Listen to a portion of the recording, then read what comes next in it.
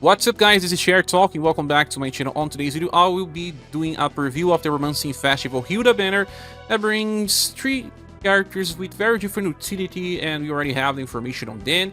We're gonna go straight out to now SaGa website and check them.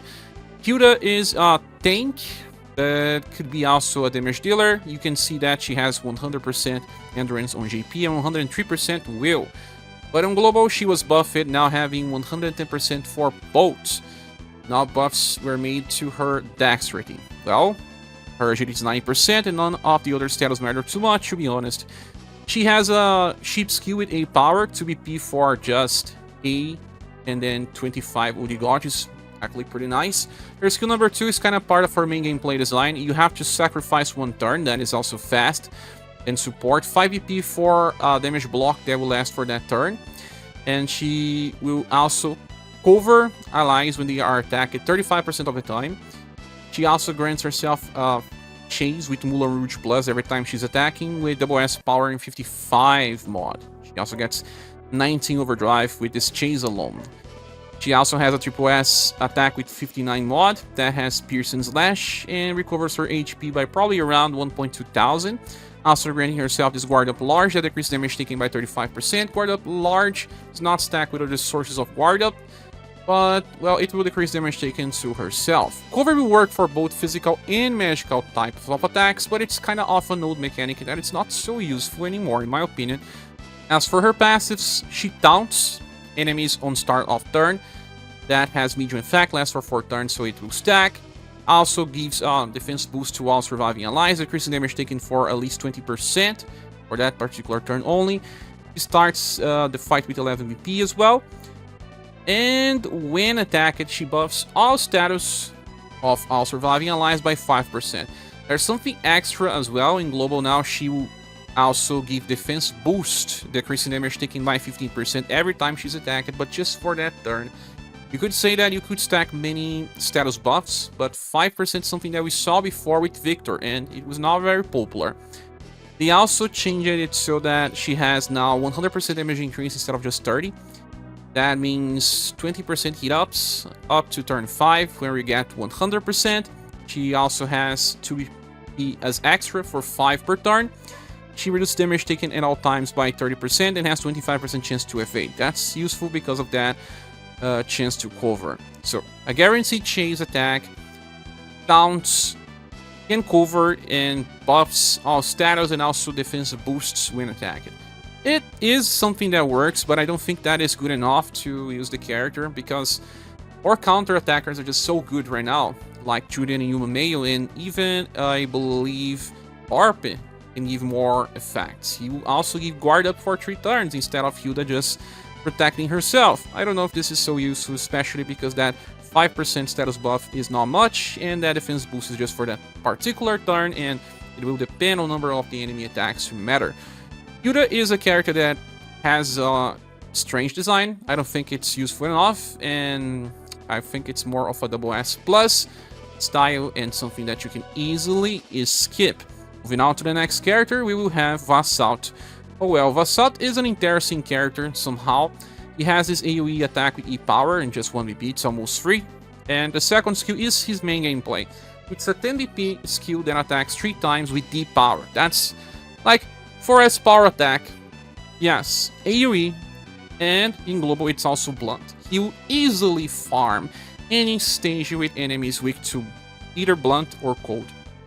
And I don't know the speed of the attack, but 10 BP is good enough because, look, he starts the fight with 20. And he also gets 5 BP 3 times. So, BP is not a problem, the guy will just solo stuff easily. And for those that don't have very good farmers like Merlot-Syrah, like Galahad can still solo farm, although he's a little slow. I believe Vassault will be faster. And there's also Tomo. For blunt, we just got GL, and she works for blunt. If you already have Galahad for cold, well, they still work. And sadly, Vassault is just for farming. His skill number 3 is a 4S power attack with 81 mod, and he can also use it 3 times in a row to solo those stages where the enemies are big and there's just 1 per wave. And you can still do that easily with this guy. He also starts to fight with this fast stance so that you can use him on a magical shower X formation instead of the Godspeed stance. And we already talked about the extra BP, and he gets this 40% damage increase to weak attacks, and then another 50% on the start of a round. So 90% damage increase with a fast stance, doing AoE damage, and the second skill being capable of soloing AoE stages with Cold and Blunt, the third one being just Cold. It's not to say that he will never work in any other case scenario. You could still use him on Remembrance, for example, but there's just so many staff users that are good that he's just really a farmer. I would say that as a farmer he's OP, but I don't think it's worth, since we will still get lots of characters that can farm but does something else instead of just farming. Also, Vassault has 131% intelligence since he was buffed in Global, meaning that he has the highest intelligence value and with good damage potential, but lock it into farming anyway. He's a good character, but I don't think it's worth to just pull for him unless you're really missing out on some farmers. The last one is Ferdinand, and he is a little bit of an odd one. Well, he has a fast support skill that will give him damage block for that particular turn. He gets a chase attack with Starry Rush. He gives this passive where he recovers 2 BP by the end of a turn. He then also gets his attack boost that increases damage potential by 60% or 70% on max rank, but takes compensatory damage of 99%. He can just use a Stare Glory skill exactly on the next turn that will recover his HP to max. Before he attacks, he heals and then gives himself morally up, extra large, and increases damage potential by 40%, so you get at least 100% just by this combo, or 110% increasing damage. And then he also has a free skill that is both Slash and Sun, much like Stare Glory, but it's just E-Power and recovers just around 250. So the interesting thing is that exactly as you use that first skill, you will be able to use it again. It just recovers the next turn. As you can see here, after activating, recovers the limit that you can use the skill.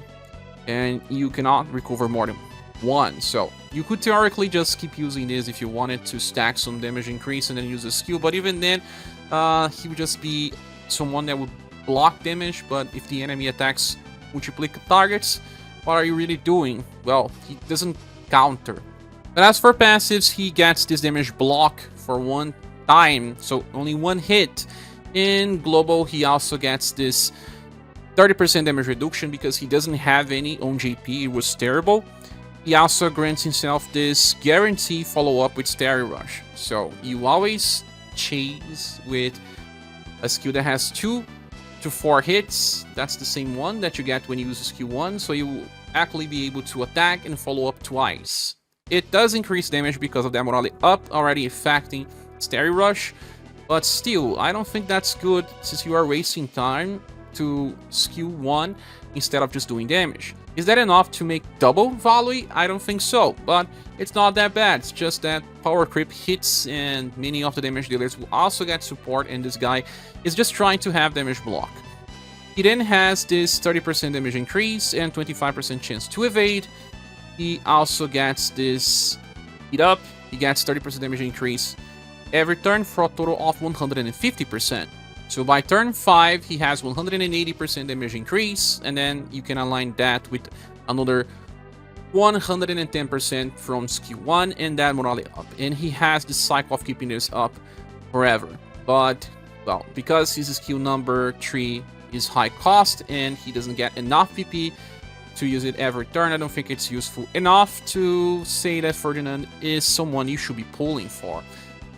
Easily just an SS plus grade for current grades, but since he beats many of the past styles, you could say that he has the potential of old triple S styles.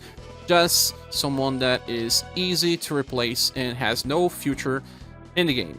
Well, with all that said, is this banner worth pulling for? I would say no. I will give this banner a bronze award only. That's right, because in the end, even if you can farm with Vassault, the other characters are not really pushing the taunt or tank strategy further.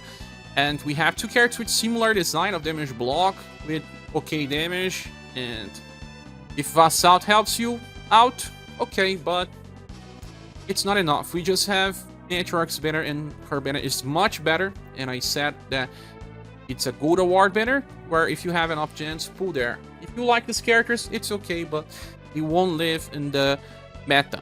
With all that said, this is my opinion. What is yours? Please say here in the comments section. Thank you so much for watching. Please subscribe if you haven't. And if you want to support the channel, we have links on the description of the video. I hope to see you soon in the next one. Bye.